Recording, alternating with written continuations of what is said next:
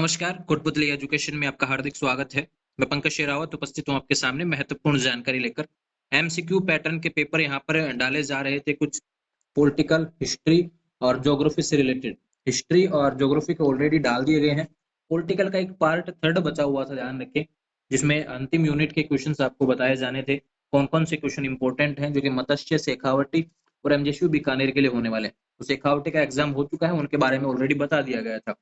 बात होती है मत्स्य और एमजीएसयू बीकानेर के लिए। तो यहाँ पर जो अंतिम यूनिट है उसके जो महत्वपूर्ण क्वेश्चन है आपको यहाँ पर बताने वाला हूँ, ध्यान रखें। तो मत्स्य और एमजीएसयू बीकानेर यूनिवर्सिटी वाले विद्यार्थी पॉलिटिकल पार्ट थर्ड ध्यान रखें। लेकिन एक चीज बता दूं भैया, यहाँ पे एमजीएसयू बीकानेर में सेमेस्टर में यहाँ पर 2 पेपर होने वाले हैं एक सब्जेक्ट के, लेकिन मत्स्य में ऐसा नहीं है, यहाँ पर एक ही पेपर है। तो उसी के क्वेश्चन की बात हो रही है। एमजीएसयू के लिए अलग से वीडियो देखने को मिलेंगे चैनल पर थोड़े ही दिनों में, ध्यान रखें, एग्जाम से पहले। सारी चीजें मुझे पता है, ध्यान रखें। 10 फरवरी ज्योग्राफी से रिलेटेड क्वेश्चन मैंने डाल दिए हैं, लेकिन 17 फरवरी को पॉलिटिकल का है और हिस्ट्री का भी है, 21 फरवरी को शायद पहला पेपर। तो इनके जो पेपर होने वाले हैं, इनके एमसीक्यू मैं आपको चैनल पर अवेलेबल करवा दूंगा। बात करते हैं यहाँ पर आज के इस क्वेश्चन के बारे में, जो कि इंपोर्टेंट होने वाले हैं। डेविड ईस्टन के राजनीतिक व्यवस्था प्रतिमान का नाम है, तो यहाँ पर आएगा बी आंसर, निवेश निकास प्रतिमान। ध्यान रखें, डेविड ईस्टन का राजनीतिक व्यवस्था प्रतिमान।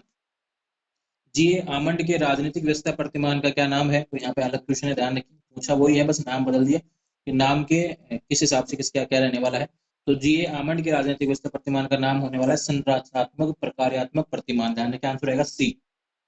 अगला क्वेश्चन है, द वेल्थ ऑफ नेशंस लिखी गई किसके द्वारा लिखी गई? एडम स्मिथ के द्वारा लिखी गई। आंसर आएगा बी। सकारात्मक उदारवाद किससे संबंधित है? ध्यान रखिए, सकारात्मक उदारवाद किससे संबंधित है? यहाँ पर देखो, लोक कल्याणकारी राज्य, लोकतांत्रिक समाजवाद, बहुलवाद, इन सभी से संबंधित है। तो आंसर आएगा डी, उपयुक्त सभी। किस विचारधारा से उदारवाद का निकट का संबंध है? ध्यान रखिए, उदारवाद से किस विचारधारा का संबंध रहा है? तो पूंजीवादी लोकतंत्र का यहाँ पर संबंध रहा है। ध्यान रखिए, आंसर आएगा सी।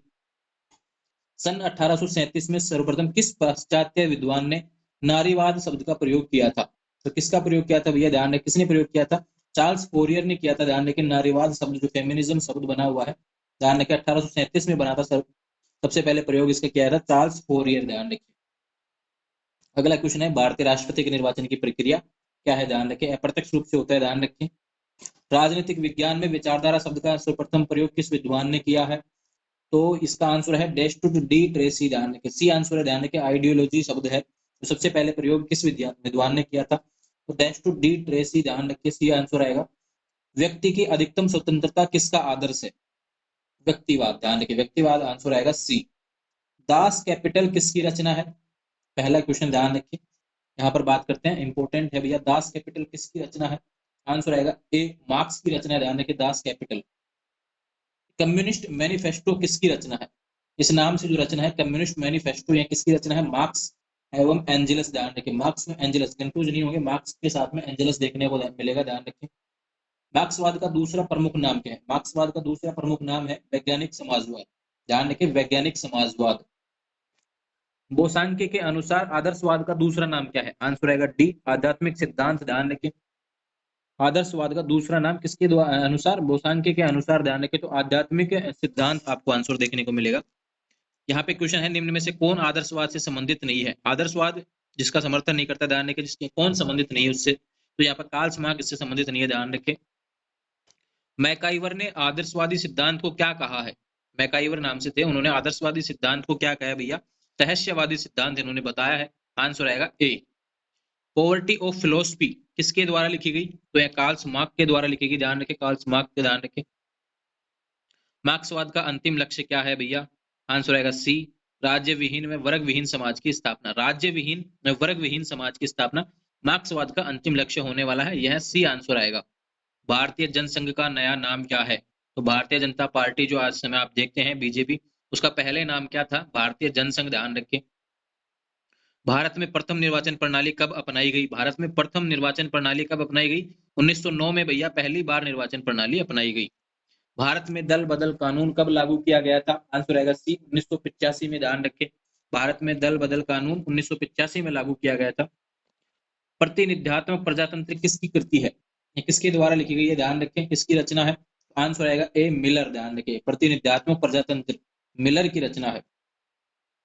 अगला सवाल है, ध्यान रखें, किस संशोधन द्वारा भारत में लोकसभा की सीटों की संख्या नियत की गई थी? ध्यान रखें, किस संशोधन द्वारा भारत में लोकसभा की सीटों की संख्या नियत की गई है? तो यहाँ पर ध्यान रखें 42वें संशोधन के तहत, ध्यान रखें 42वें संशोधन के तहत द मशीनरी ऑफ रिप्रेजेंटेटिव किसकी करती है? ध्यान रखें, क्वेश्चन है द मशीनरी ऑफ रिप्रेजेंटेटिव किसकी करती है? आंसर आएगा ए, हेयर की करती है। ध्यान रखें, नाम है हेयर।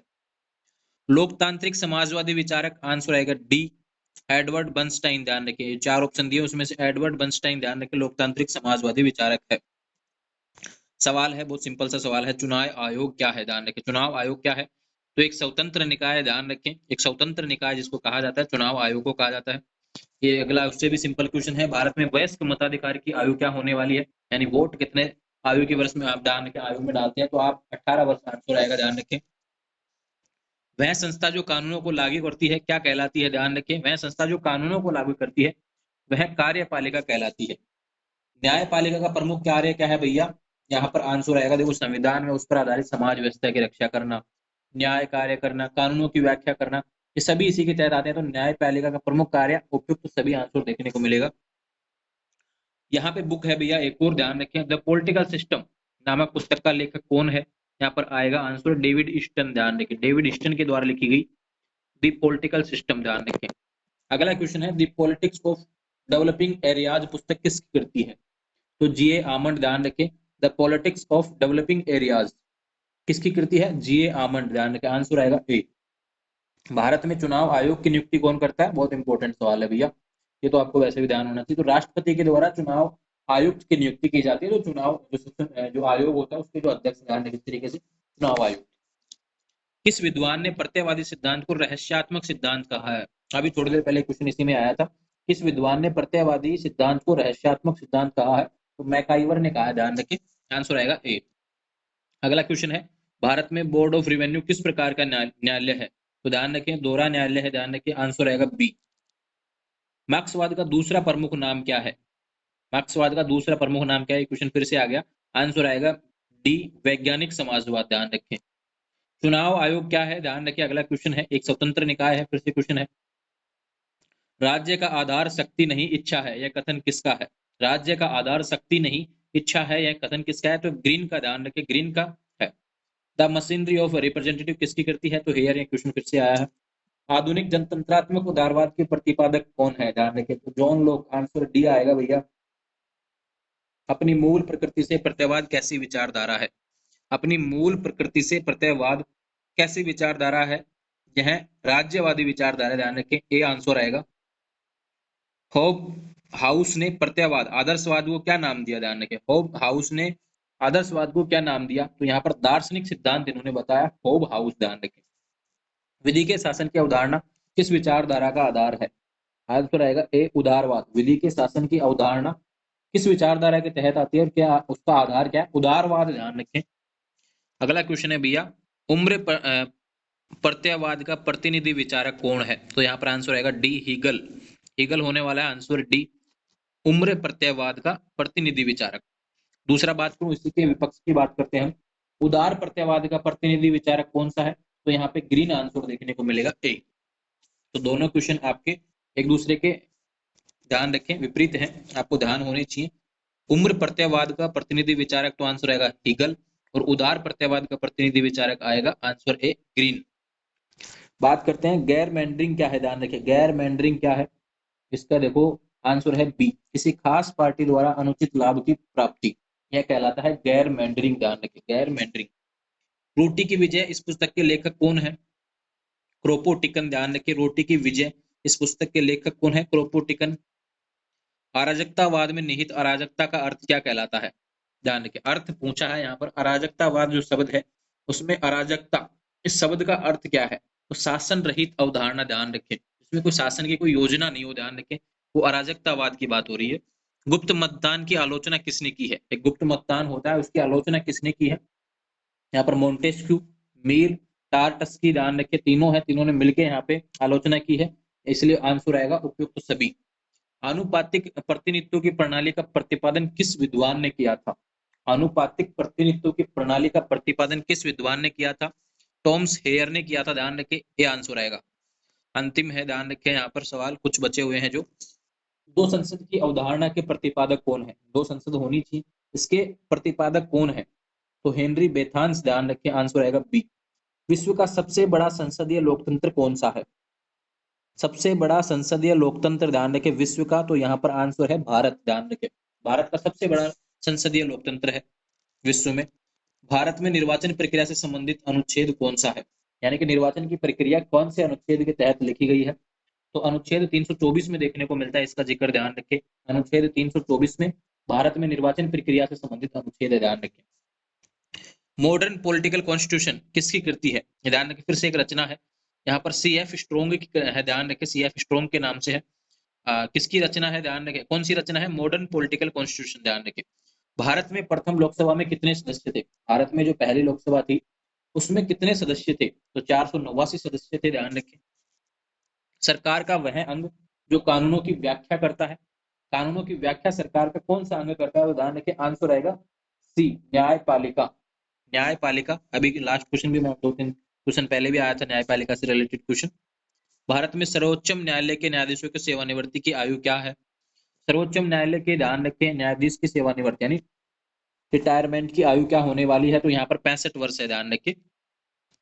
निम्नलिखित में से किस देश में न्यायाधीशों की नियुक्ति आजीवन होती है? तो संयुक्त राज्य अमेरिका में, ध्यान रखें, जो न्यायाधीश बन जाते हैं वो आजीवन रहते हैं, ध्यान रखें। मार्बरी बनाम मेडिसन विवाद किसके लिए प्रसिद्ध है? एक विवाद था, ध्यान रखें, यह किस अगेंस्ट किसके था? मार्बरी बनाम मेडिसन, ध्यान रखें, किसके लिए प्रसिद्ध है? न्यायिक पुनरीक्षण, ध्यान रखें, इसके लिए प्रसिद्ध है। इस विषय पर विवाद हुआ था, ध्यान रखें। तो यहाँ पर पॉलिटिकल पार्ट, यहाँ पर जो आपकी सीरीज थी, आपकी यूनिट जो बनी हुई थी, अंतिम जो यूनिट थी, उसके क्वेश्चन जो इंपॉर्टेंट होने वाले हैं बता दिए गए हैं। उम्मीद है आपके एग्जाम्स में जैसे शेखावटी के में देखने को मिले, मत्स्य में और एमजीएसयू बीकानेर में भी देखने को मिलेंगे। आप सभी का रेस्पॉन्स था, इसी वजह से मैंने बनाया। काफी लोग पूछ रहे थे कि अंतिम पार्ट भी बनाएंगे या नहीं बनाएंगे, बिल्कुल बना दिया है।